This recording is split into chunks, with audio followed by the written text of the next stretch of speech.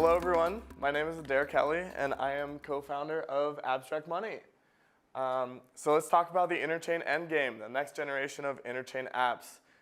Right now, it's kind of like the problem that we've all been talking about for years now. Web3 UX and developer experience is really bad. And so applications and developers are trapped in silos, and this is one of the reasons that we haven't seen a lot of adoption in Web3. And so, whoops, I'm sorry.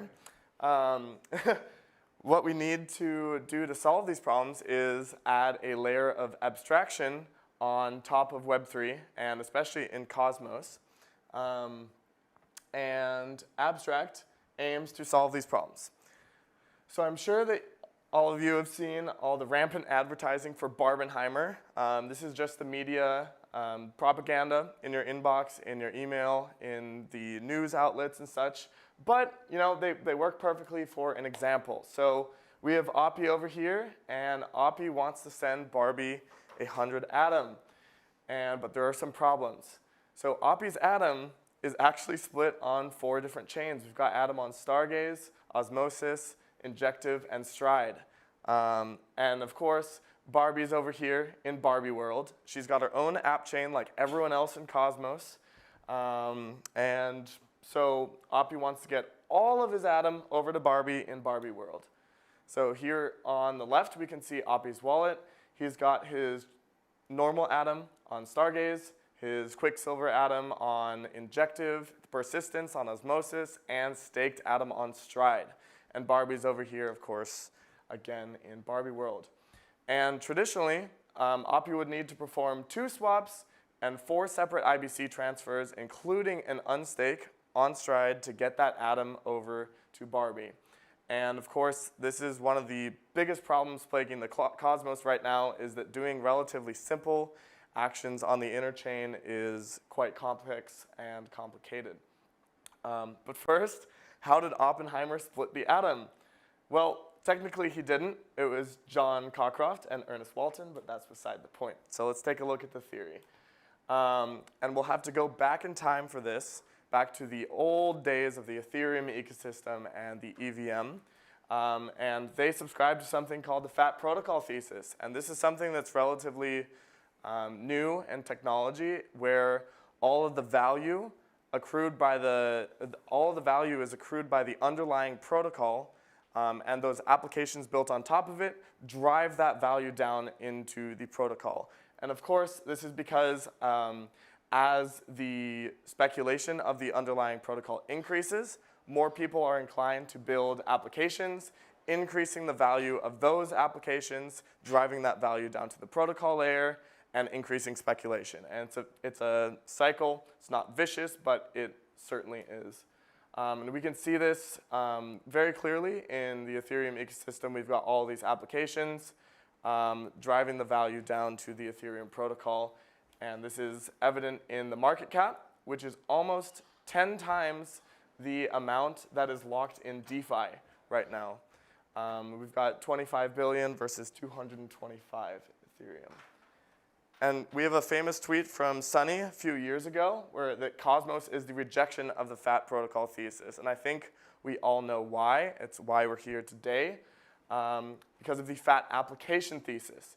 So now we have platform-specific applications that are customized and catered to those specific users and can be made more efficient to support those applications built on them. So for instance, right here we have Osmosis, which is designed specifically for swapping, providing liquidity, withdrawing, and then now they have supercharged liquidity and it can be customized to the users and the application's needs. We also have other examples like Injective, which offers an order book, but you can also build applications on top of this order book. And of course, all of this value is encapsulated solely in the application and not the underlying protocol, as opposed to an Ethereum, of course, where it's all driven to the ETH token. Now, traditionally, between different blockchains, to bridge the gap, we have just a bridge. And this can be very centralized and is actually the source of many hacks that we've seen in DeFi. It is not very secure, but you know, and the transfer value and send messages. It sometimes works, but of course, we all know what happens with those. We have trust issues because of these bridges, and the largest hacks that we've seen to this day, with the exception of Euler, have been bridges. So in the multi-chain world, what do we do without bridges? And like, how do we transfer value between all these chains, transfer messages, and improve this experience so that we're all building on that same protocol? Because I think, like, we can see in each of the Ethereum conferences, we're all building on Ethereum. And that makes us feel good because we're meeting fellow builders, they're building in Ethereum, and they're building another application that could provide more value to that underlying token, which of course increases our application's value. But in Cosmos, all of our app chains are quite siloed. We have individual protocols with individual tokens, and there's nothing that kind of equalizes that and that value can be accrued to. However, we have IBC, and IBC is a very unifying protocol, and that you can transfer all these values and messages between the chains. However, why aren't we seeing that value being brought through the different chains? Why are we seeing such fragmented liquidity and such infighting in the Cosmos?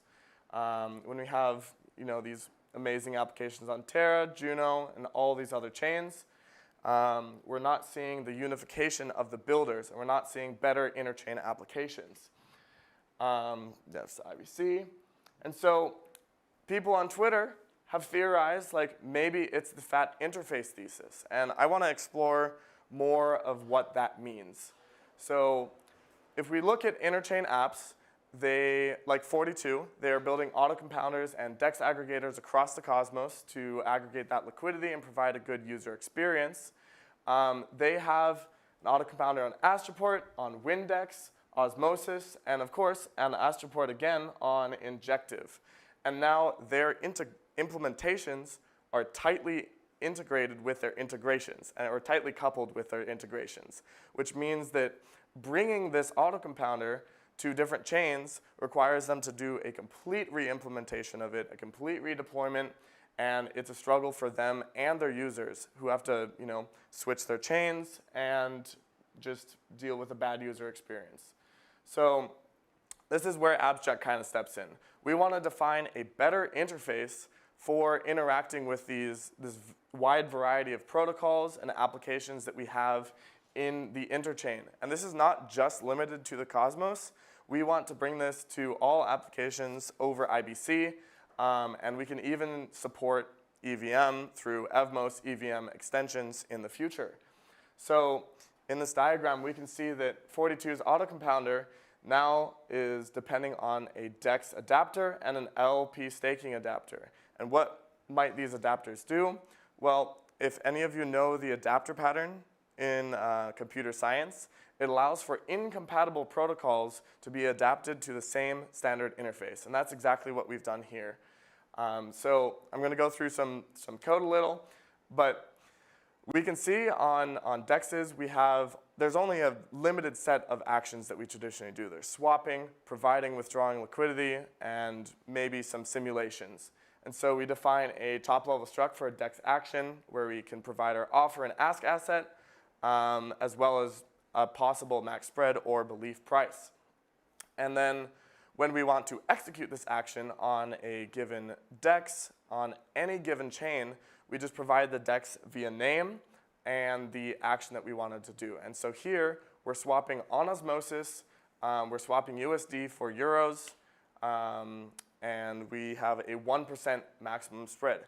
And what this does in the back end is that it actually, and this is completely on-chain. This is an on-chain smart contract that translates that message into the Osmosis swap message, which means that you can perform the swap on any chain from your application without having to worry about the intricacies of that service that you're using. And this works for almost every single DEX in Cosmos, at least the ones that we support, and it pushes away that integration from the implementation. So you can focus on your core business logic without having to even think about what the underlying DEX is or underlying protocols that you're using their technology. And so here, as a COSM/WASM developer, we can see that in our application, we're asking for the DEX, and this returns us a struct that encapsulates actually all of the messages in your COSM/WASM contract. And we build the offer and ask asset, and we can literally just say dex.swap. And this is because we've pulled in osmosis up here. It's aware that that is the osmosis dex, and then when we call swap, this essentially just builds a message to send to this adapter smart contract, which is installed on your application, and it executes it via your application, hiding all of that logic from the end user and from the developer, which makes it a lot easier.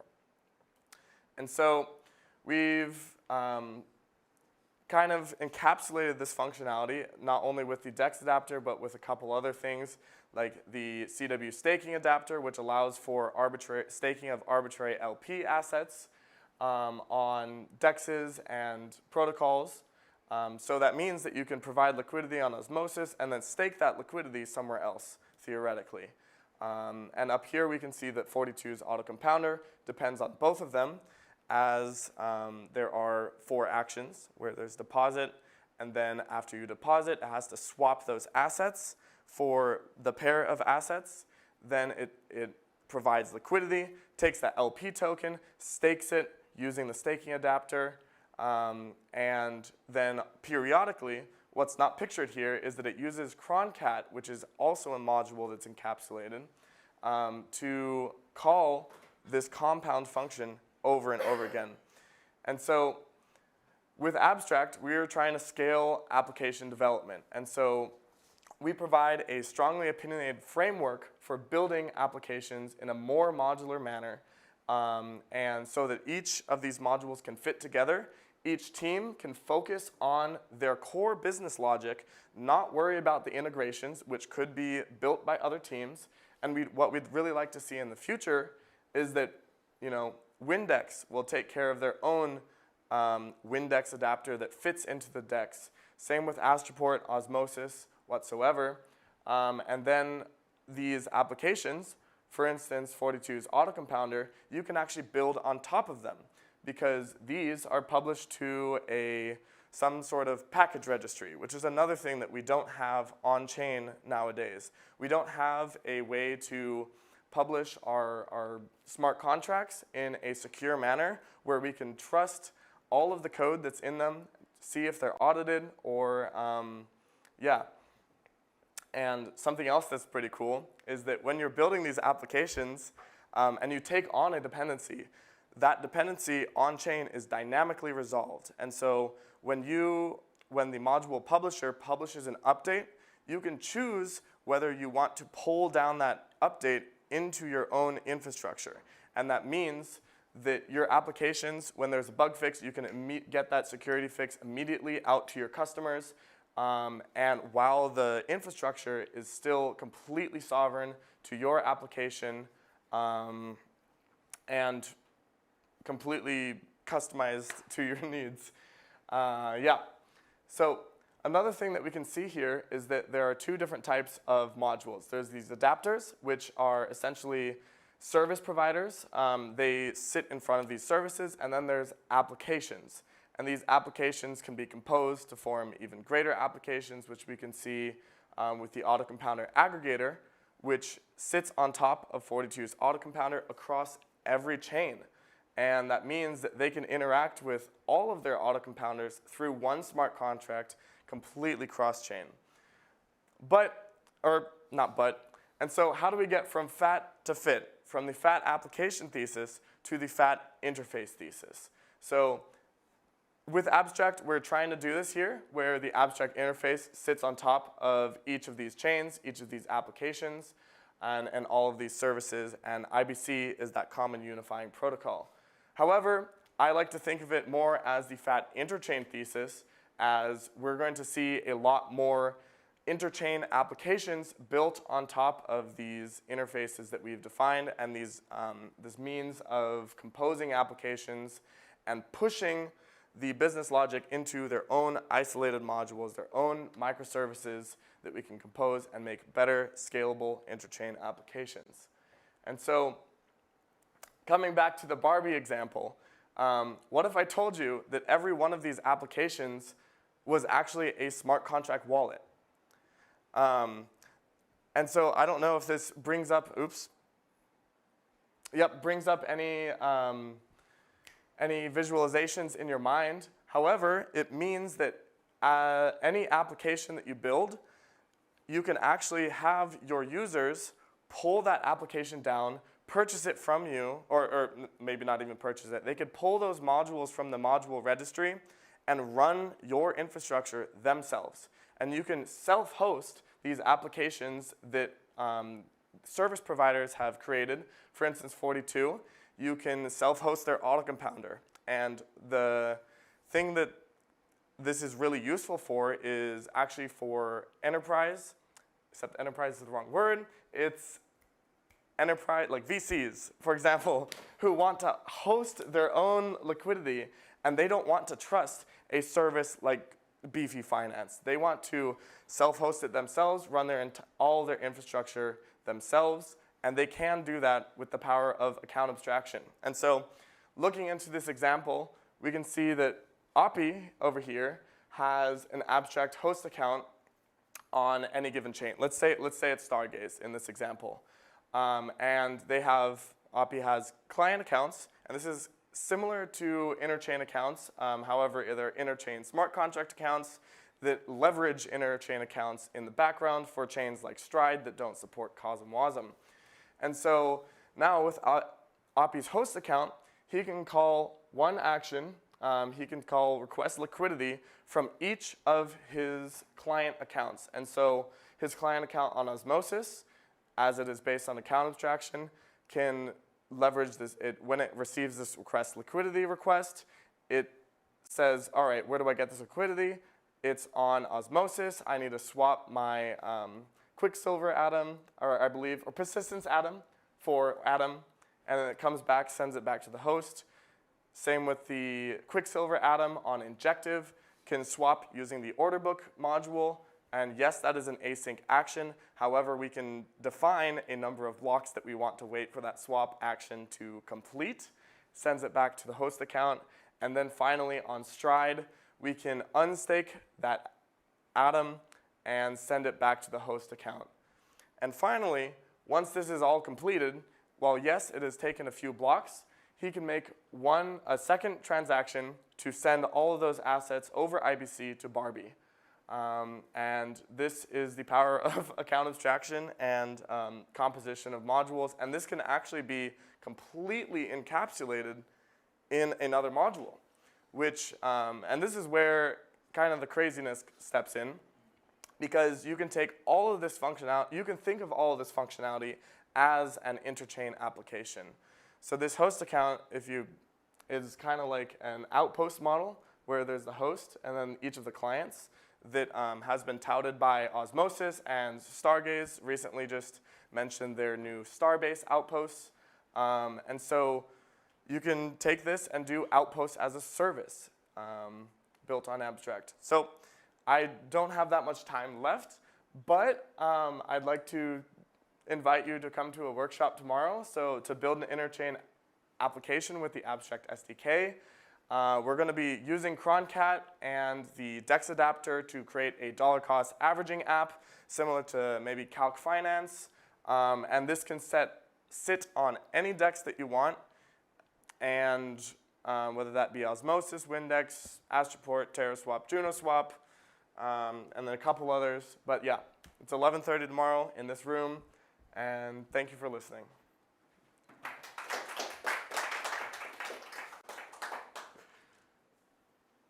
Yeah. Are there any questions? Just one maybe.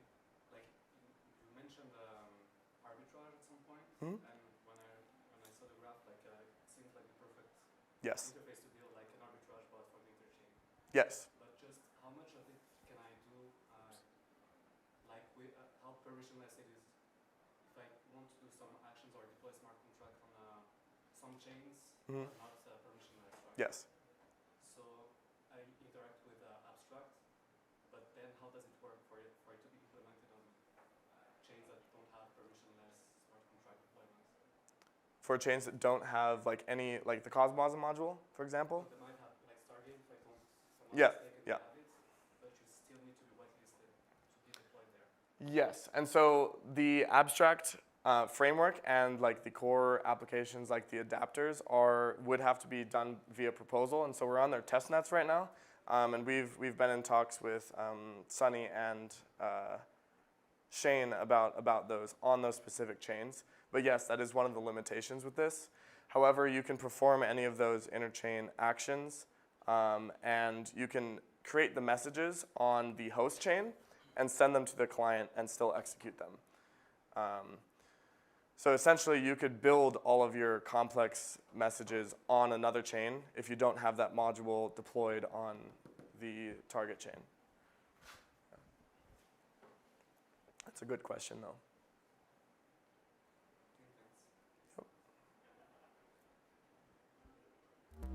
Cool. Well, thank you so much.